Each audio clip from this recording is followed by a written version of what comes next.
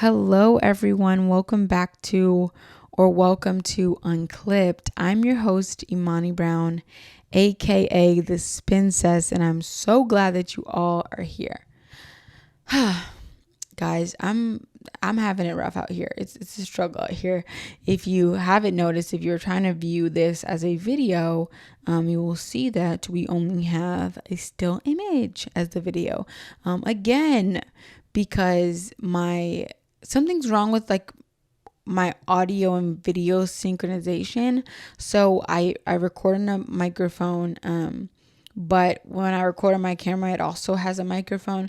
And so when I go to edit, I just sync the files up, and then I'll delete the audio file from my camera and just be left with the video from my camera and the audio from my microphone, and they'll be like fully matched up.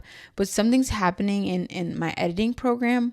When I go to synchronize, the audio gets really wonky, and it was not something that I think anybody would enjoy listening to. It sounded gross. It sounded like super low quality, and it also had like a weird like ringing noise the entire time. So I tried to fix it. I tried a couple different things. I don't know that much about like fixing audio yet. I mean, we're only on episode 8, and this is the first time I've done anything like this. But I decided that was not a productive route to go, and that I would much rather re-record and do audio only to let you all listen to like a nice audio file and get this episode out when it's supposed to get out. I'm trying to take these challenges as learning experiences, and I'm trying not to have a meltdown. And that kind of goes into what I wanted to start today's episode with. So if you know me decently well, if you follow me on like my personal Instagram, you know that I am on the autism spectrum, hence the discussion about a meltdown. But I want to sort of first start with defining just a rough definition of autism in the spectrum. And autism refers to, or the autism spectrum refers to a broad range of conditions. And these conditions are characterized by challenges with things like social skills, repetitive behaviors, speech, and also like nonverbal communication. So there's a plethora of subtypes. So no two people with autism or no two people on the spectrum act or behave the same. There might be some characteristics that most people on the spectrum possess, but in general, if you picked out a handful of people out of a crowd who were on the spectrum, I can guarantee they'd be very different people in the manifestations of their autism, or the manifestations of them being on the spectrum would have a significant difference. So all of us on the spectrum have our own individual strengths and weaknesses. And if you all would like me to talk about being on the spectrum, I can go more in depth in another episode. Just leave me a comment or DM me if you'd like me to talk a little bit more about the spectrum and my diagnosis, but or like what it looks like in my everyday life, because contrary to how I present to the world, it is a great struggle every day to interact with people in the outside world. But I do a good job of masking, right? I probably don't, though. People are probably like, she's definitely on the spectrum. Anyways, I was diagnosed as an adult. And sometimes I get really frustrated because I feel like I could have had more help navigating it. And had it been noticed when I was a child, I could have been given more resources and maybe had it a little bit easier with navigating this world that essentially wasn't made for me. But on the other hand, I do think about it, and me getting help doesn't even sound right, or me asking for help doesn't even sound right, because I've always had the like, I can do it myself attitude. And that makes me wonder about the relationship between my hyper independence and the help or lack thereof that I received. I often wonder if the hyper independence came from me feeling like no one could help me, or no one had the ability to help me, or if it's like the other way around and people didn't help me when I was a child, because other children seemed like they needed more help, and it was clear that I could sort of handle it. I think about the things I did as a child, and I kind of want to go back in time and violently shake all of the adults in my life, because in retrospect, it is so clear that I've always exhibited behaviors that were indicative of me being on the spectrum.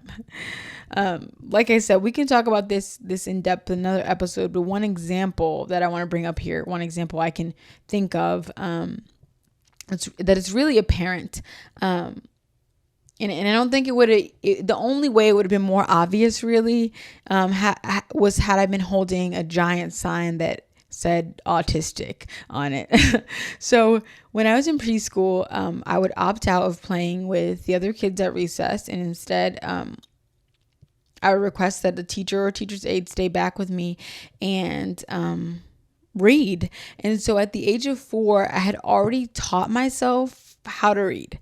And by the time I reached 5th grade, I had tested out of all of our reading programs at school and was projected to be reading on a 12th grade level. So I would avoid lots of social interactions to seek out books. That was really my safe space, and I certainly a place where I want to say, I guess, excelled. And I want to be careful, because I don't want to blame the adults in my life, because I understand the implications of the time we were in. And the reality is that smart little Black girls were not getting diagnosed with autism. That just wasn't the demographic that was getting these diagnoses of autism and ADHD. I wasn't the target audience. But either way, if you ask my mother, my father, grandparents, teachers, and any other adult who watched me grow up, I think they would tell you that I would always do what I wanted to do. As a child, I was able to identify what I wanted, and I put my blinders on, and I would stop at nothing to get it. It didn't matter if other people told me that I shouldn't want that, or it didn't matter what other people wanted. I wanted what I wanted, and more often than not, it was vastly different from the wants of other people, but I would always pursue what I wanted. I always marched to the beat of my own drum and made choices regardless of what I thought people would think of me. But somewhere down the line, that sort of started to pivot. I feel like this change happened with the transition from, childhood into adolescence, and I started to become more aware of how I was perceived.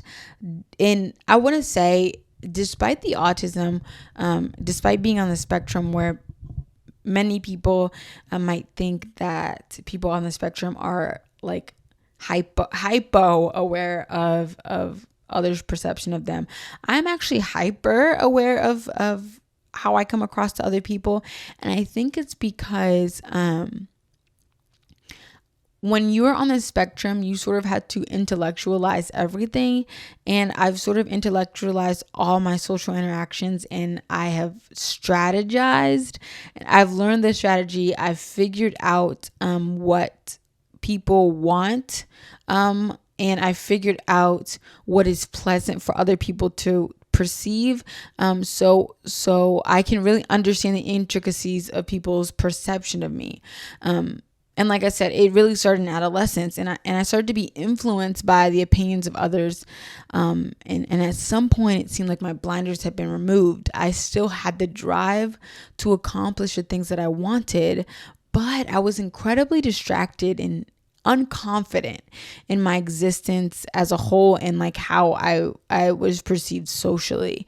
And this change that happened is hardly something unique to me, or hardly something unique to people on the spectrum. I think there comes a point where we start to make decisions, thus developing our sense of self heavily dependent on the opinions of others. We become aware that others can and will perceive us, and then we become more critical of our actions because of that. The reason for this is one that has a lot to do with what's going on in our heads, sort of the science, the biology of us. And from this, I sort of want to segue to what is actually going on in our heads, just in a really condensed version. So at the front of our brains is our frontal lobe. Housed in the front of the frontal lobe is the prefrontal cortex. So the prefrontal cortex controls a lot of things, including but not limited to things like executive function, working memory, inhibition, and self-control, and most importantly, for the sake of this conversation, social behavior, personality, self-awareness, decision-making, and goal pursuit. So then, now that we know the prefrontal cortex is at the front, the frontal lobe, housed within the prefrontal cortex is the medial prefrontal cortex. And this part of our brains specifically takes care of the things regarding self-awareness and social decision-making, self-referential processing, among other things. So this part of the brain goes through rapid changes during adolescence. This is the time when individuals develop more advanced social and self-awareness. Thus, the medial prefrontal cortex becomes better equipped to handle complex social interactions and sort of understand how other people perceive them. Now, the development of the medial prefrontal cortex is not only controlled by pure biology, rather it's an intricate marriage between nature and nurture. I'm sure we've all been introduced to some extent to that concept of nature versus nurture. Nature is our biology and what we're inclined to do just from a natural aspect, and our nurture is our societal and social influences. And other people's opinion and social experiences can influence the development and function of the medial prefrontal cortex, and also just the prefrontal cortex as a whole, among other parts of the brain too. But our development as to who we are and what we decide to do is influenced by culture, society, our caregiving, and other social interactions. But while having these interactions can and should be positive as it pertains to our development and sense of self, emphasis on the should be, emphasis on the can. As I get older, I realize that we may need to do work to undo some of that influence. Because I think that there's a sweet spot between like being influenced by our community and then also like having our own set of thoughts and our own sense of self. There's like some sort of middle ground there that we can come to. But how much is like too much? How much influence is too much? There comes a point where we're so influenced by the people around us that we think and make decisions based on what the values of the people around us are. Our brains have been programmed by our communities for so long that our opinion is no longer ours, even if we don't necessarily realize that yet. I think we crave social interaction and acceptance so much that we adopt aspects of the personality we think others want to see in us, and thus stunting our growth of our true self in the process. We lose ourselves when we adopt the thoughts and aspirations of other people. But we have been conditioned for so long to care about others' perception of us that we don't even actually know who we are. Community is great, and I think sharing ideas is great. It is essential to our growth as a human, and I think it's essential to make us well-rounded individuals. It helps us build foundations on which our self will stand. But might I beg the question, what happens when our brains have relied so heavily on our interactions with others or how we're perceived by others to form a sense of self? I think a lot of us have gone 20 plus years having people tell us what they think we should do and how they think we should do it. We're told what's acceptable and unacceptable based on social interactions and have developed negative feelings around, being a deviant of sorts.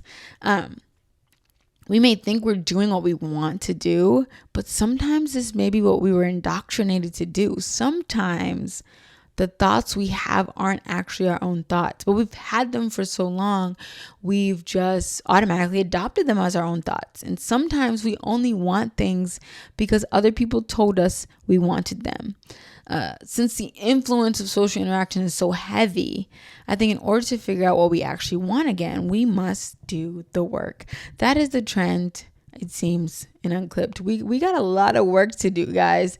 But like I said in the first episode, we're in this together, and we can figure this out together. We can do the work at the same time for moral support. But the purpose of this particular work then is to live the life that we want, rid of the influence of other people. And I want to make a distinction. This doesn't necessarily mean that we should just go balls to the wall and ignore the common decencies, like, I guess, not unaliving people and being nice. It just means that in the instances where our life has the ability to be uniquely tailored to be what we want it to be, we must take back the control. We must stop relinquishing that control to our social interactions. I want to set a disclaimer for this what I'm going to talk about next. I don't want the parents to be up in it. I don't want the parents to be in a tizzy. I don't want the parents to be up in arms. No offense to the parents. This is just facts here. But again, no offense to my parents, but I've had to unlearn so many things that they taught me. I've had to unlearn values, behaviors, even fears. And while everything that my parents and your parents probably taught you, everything had value and were valid in their world, those things are not ours to carry. Our parents' things are not ours to carry. We deserve to be able to figure out our own values and behaviors and fears. Parents are the biggest culprits when it comes to the adaptation of our brains. And that's what they're there to do effectively. They're there to help us grow into good, productive, nice members of society. They're there to help us live the best life that we can. And most of them, emphasis on the most, because it ain't all of them, most of them raise us to be people who they'd like to see in the world, or perhaps people they wish they could be. Not realizing, though, that they might be molding their children with the wrong tools or into the wrong shape. One that doesn't align with what that child's nature says it should be. One that's in sort of contrast to what is natural for that child, what that child's biology says they are. So, with all this info, what do we do with this? Where do we start? Where do we go? We need solutions. I think that we start with solitude. So with that, I'm going to be honest. One of the positives of my particular manifestation of autism or being on the spectrum is that I don't have the slightest aversion to solitude. I thrive in solitude, baby. I'm able to easily and naturally exist alone, and quite frankly, it's the state that I prefer to be in. Being with myself provides me with comfort no other human or earthly thing could ever provide me with. And I know that might be surprising to some people because I think I outwardly present as a very extroverted and socially comfortable person. And that is not the case, sister. But I know that we as humans, most humans, are naturally social creatures. And enjoying solitude is not really the human default. But in order to break down the beliefs that might not necessarily be ours and to find our own voice, we must deprive ourselves of the opinions of others to some extent. The reason why is because we can't accurately discern what we are thinking versus what other words or actions are influencing us to think while we're in the situations and around the people. These circumstances are either actively influencing us or they're distracting us while we're trying to do the work. Another disclaimer, guys. I'm not telling you to go full, complete hermit crab, rot, rotisserie chicken in bed. Maybe I am. Maybe sometimes you need that. But maybe consider carving out like a couple hours a week or something to spend in solitude, to discover who you really are. I'm also not saying that having the influence of others is necessarily bad on its own. We may find that some of our sense of self that has come from the influence of another person is something we actually enjoy or want to keep around. But we need to figure out what parts are and what parts aren't. And slowly but surely, when we restrict and quiet the voices of others as it pertains to our lives, we can start to hear our own voice a little bit louder. Not only does the discovery of our true voice benefit us, but I think it also benefits the rest of society, because we are now able to be more self-aware, and we are now able to consider the impact that our words and actions might have on the development of someone else's sense of self. We'll also be able to contribute more because we're operating from a space that's more natural, because it's all us. We will be less frustrated because we give ourselves time to look introspectively and sort out our thoughts and feelings. I say this, though, to say that I know being alone may feel lonely because it's not in our nature. Well, not in your nature. It's not my nature goal. But providing yourself this solitude and depriving yourself of social interaction for just a few hours a week is a start, and it's an essential part of our well-being and the well-being of the communities we inhabit as well, regardless of how social we think we are, regardless of how extroverted we think we are. We all need some time to ourselves. And I sort of want to end this on tying this in with the idea of emptiness. I spoke to one of my classes a couple weeks about this. There was a song in one of my classes that made me think about the idea of emptiness. And I sort of presented the analogy of when a wall in our house is bare, or when we might not have enough furniture to fill the room, what are we inclined to do? We're inclined to seek out ways to decorate the wall or fill the room. And why is this? I think it's because this emptiness, this lack of this solitude is uncomfortable for us. It's really awkward to have empty space, visually, audibly, in every aspect. But maybe instead of trying to fill our emptiness with stuff, just to get rid of the awkward feeling, maybe we sit with this emptiness and solitude alike, and maybe we take it as an opportunity to create whatever it is that we want. So I just want to encourage you to maybe take a few hours out of each week to dedicate to just yourself, to dedicate to quieting the voices of other people as it pertains to your life, to discover what your voice is. You might find that you want things that you didn't know that you wanted, that some of the values that you have are not your own. You might find that you perfectly align with all of the values that were sort of given to you via social interaction. I guess that is the hope, right? That we don't have to do that much work. But you might find that when you think about, when you really think about what you want, when you quiet the voices, everything that you believed, everything that you thought, everything that you perceived wasn't actually due to your own volition. So that's where I want to end. I would love some comments. I would love some shares, some likes.